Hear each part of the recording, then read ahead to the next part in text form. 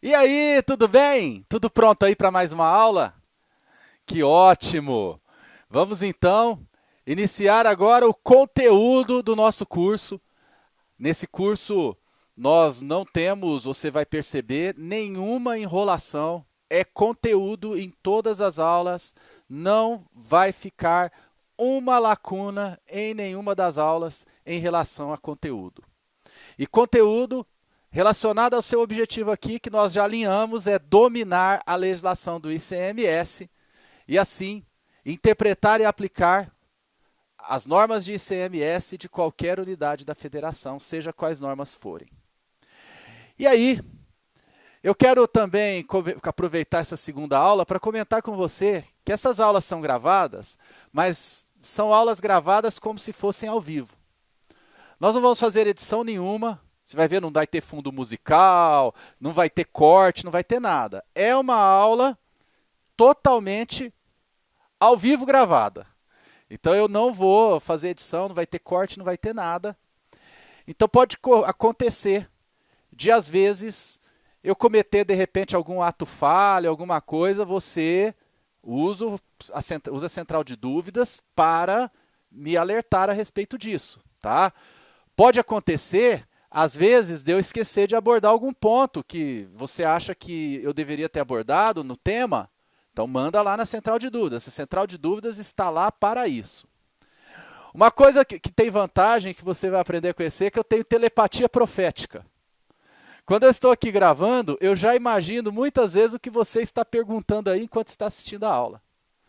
Então, fique absolutamente à vontade para pensar alto, porque muitas vezes eu vou captar a sua pergunta e eu já vou responder aqui. Se eu não captar ao longo da aula, você manda lá na central de dúvidas, tá bem? É claro que você sabe que todo esse curso parte do método 360 graus. O método 360 graus, resumindo bem mesmo, é aquele método segundo o qual, a partir do momento que você conhece os aspectos da incidência do imposto, as hipóteses de incidência, os momentos dos fatos geradores, você vai dando um giro 360 graus por toda a legislação do ICMS, passando pelo local da operação ou prestação, indo até contribuinte, e ali de contribuinte você deriva sua compreensão para os demais sujeitos passivos, os responsáveis, seja terceiros, seja substitutos tributários. Você continua o seu giro até o cálculo do imposto, a base de cálculo e a alíquota, que fazem um grande link, ambos com a incidência do imposto, até chegar na alma do ICMS, que é o crédito do ICMS, e ali nós vamos nos deter bastante, inclusive um dos bônus do curso, tá? Que você já, inclusive, já tem o primeiro módulo disponibilizado, eu disponibilizei antes mesmo dessa aula inaugural, é o curso 5 tópicos essenciais de crédito de ICMS. Então você pode já ir olhando se você tem alguma experiência com ICMS. Se não, eu vou pedir a você que não assista essas aulas desse bônus ainda. Se você está partindo do zero, quando for o momento eu vou dizer, ó, vamos assistir às aulas dos 5 tópicos de crédito de ICMS, que é um bônus que faz parte integrante aqui desse curso. Eu vou falar nas nossas aulas de crédito de ICMS, mas você vai ter um aprofundamento muito maior assistindo a esse bônus e eu vou dizer qual é o momento propício para assistir o bônus. Feita essa rápida alusão ao método 360, que nós vamos analisar mais detidamente na aula 4, eu tenho também como quase que tão fundamental quanto entender o método, é você conhecer a base de incidência do ICMS. Então, como o método nós já trabalhamos em outros momentos, você está aqui é porque você já me conhece de algum lugar e já viu eu falar do método, está acreditando no método 360 graus. Então eu resolvi falar primeiro de base de incidência. Então esta aula 2 e a aula 3 serão ambas sobre base de incidência. Vamos então iniciar do ponto de partida fundamental. Qual que é o ponto de partida fundamental em matéria de direito e legislação? É a Constituição Federal. A Constituição Federal é a norma hierarquicamente superior e em matéria de direito tributário, a Constituição Federal, essa norma superior, ela vai conferir competências tributárias para União, Estados, Distrito Federal e municípios. E entre essas competências tem as competências dos estados e do Distrito Federal, e aqui é que reside a competência para instituir o ICMS. Essa norma constitucional que confere competência aos estados para instituir o ICMS, legislar a respeito do ICMS, por consequência ter a capacidade tributária ativa de arrecadar e fiscalizar o imposto, essa norma é o artigo 155, inciso 2 da Constituição. E esse artigo é que traz a base de incidência do imposto. O legislador não pode atuar fora dos limites desta base de incidência, definida no artigo 155, inciso 2 da Constituição Federal. E aí, então, a gente vai lá para o artigo 155, inciso 2 da Constituição, e você vai observar, e nessa aula a gente vai ficar só nesse ponto inicial, que a Constituição, no artigo 155, inciso 2, estabelece que o ICMS incide sobre as operações de circulação de mercadorias. De que maneira a norma constitucional diz isso? Ela estabelece isso dizendo que compete aos estados e ao Distrito Federal instituir imposto sobre operações relativas à circulação de mercadorias. E eu falei isso no curso ao vivo e vou repetir aqui. É muito importante que você saiba que o imposto ICMS, ele é o imposto sobre mercadoria, sim. Mas nunca faça o raciocínio de que o ICMS é o imposto sobre mercadorias, porque ele não é simplesmente o imposto sobre mercadorias. Porque se ele fosse o imposto simplesmente sobre mercadorias, esse televisor, que é uma mercadoria, na prateleira da loja, já teria que pagar ICMS, o comerciante, sobre esse televisor. Porque, afinal de contas, há uma mercadoria. Se há uma mercadoria, há o imposto. Então, o ICMS não é um imposto sobre mercadorias. O ICMS é o imposto sobre, então, circulação de mercadorias? Sim. O ICMS é um imposto sobre circulação de mercadorias. Mas não apenas sobre a circulação de mercadorias. Quando esse televisor saiu da loja e veio até o meu estúdio, onde ele está instalado, esse televisor, ele circulou.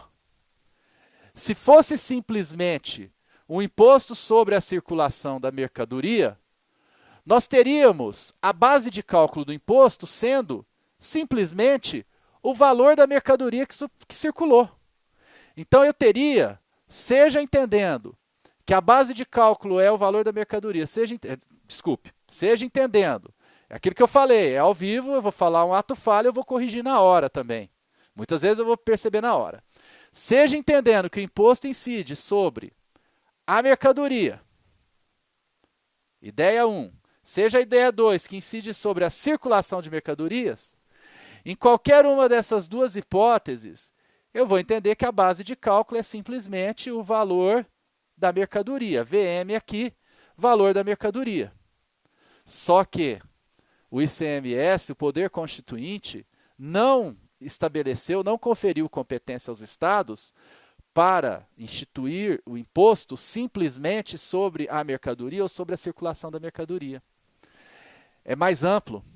É sobre a operação de circulação de mercadorias. É sobre as operações de circulação de mercadorias. A abrangência é muito maior. E aí, quando eu falo em base de cálculo, a base de cálculo não é igual ao valor da mercadoria, é o valor da operação.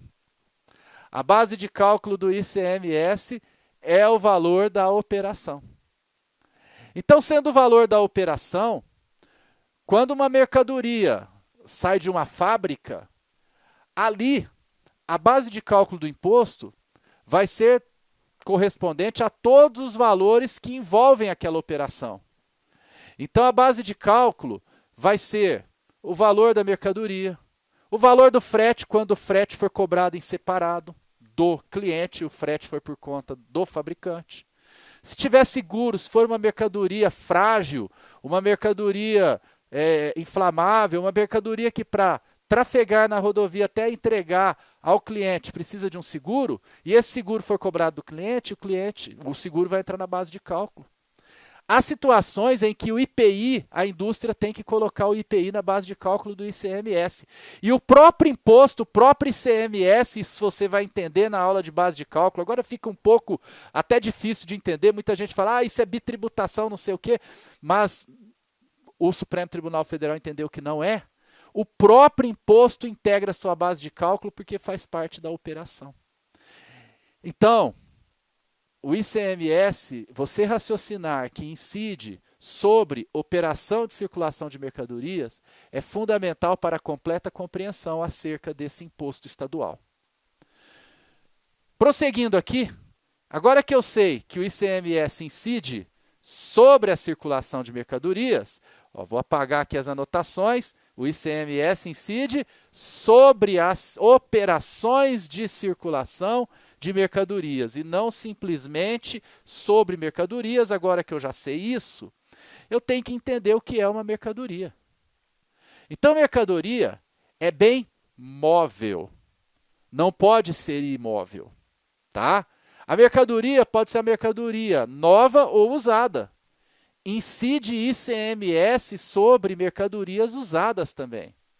Agora, a mercadoria, ela tem que ter um valor comercial. A mercadoria, ela tem que estar relacionada à comercialização. Então, um bom conceito de mercadoria para você é esse aqui, ó. Mercadoria é qualquer bem. Então, aqui temos um bem. Não reputado como imóvel. Então, ele não pode ser imóvel. É um bem que não seja imóvel. Pode ser imóvel? Não, não pode ser imóvel. Esse bem pode ser novo ou usado. Alan, telepatia profética agora. Quando tem aquelas lojas de carros usados, aquelas concessionárias de veículos usados, elas vendem o veículo, eu compro um veículo da concessionária, ela não me dá nota fiscal, tá errado, tá errado. Por quê? Porque o automóvel usado também sofre a incidência do ICMS, tá? É claro que há benefícios fiscais para carro usado, reduções de alíquota de base de cálculo, na maioria dos estados. Mas ele sofre incidência do ICMS normalmente, ele faz parte da base de incidência o bem usado. Mas para que um bem seja efetivamente mercadoria, é importante que ele seja mercadoria, que seja um bem mercadoria nos termos da lei civil e que seja suscetível de avaliação econômica. É aí que vem o conceito de mercadoria. O bem mercadoria é um bem suscetível de avaliação econômica. Por isso que eu disse, tem que estar no comércio. Tem que ser um bem destinado à comercialização para que ele seja mercadoria. Então, o ICMS, a rigor, incide sobre operações de circulação de mercadorias, que não podem ser bens imóveis, pode ser nova ou usada a mercadoria, e tem que ser suscetível de avaliação econômica. Algo que não tem avaliação econômica, que não tem valor econômico, não pode ser considerado de maneira nenhuma uma mercadoria. Até porque a base de cálculo é o valor da operação e compõe o valor da operação o preço da mercadoria. Se não é suscetível de avaliação econômica, não tem preço. Então, eu vou dar um exemplo aqui. Será que os órgãos do corpo humano podem ser uma mercadoria? Não. Porque isso não é suscetível de avaliação econômica, até por questões éticas, bioéticas e tudo mais. Então, órgãos podem ser doados, mas órgãos não podem ser nunca comercializados. E mesmo quando doados, são doações sem valor econômico, não tem incidência de TCMD sobre doação de órgão.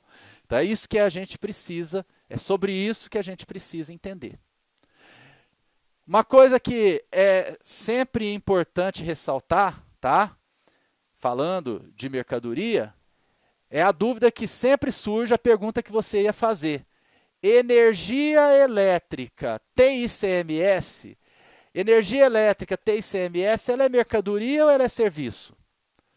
Porque na minha conta de luz, eu olho e vejo que tem ICMS lá.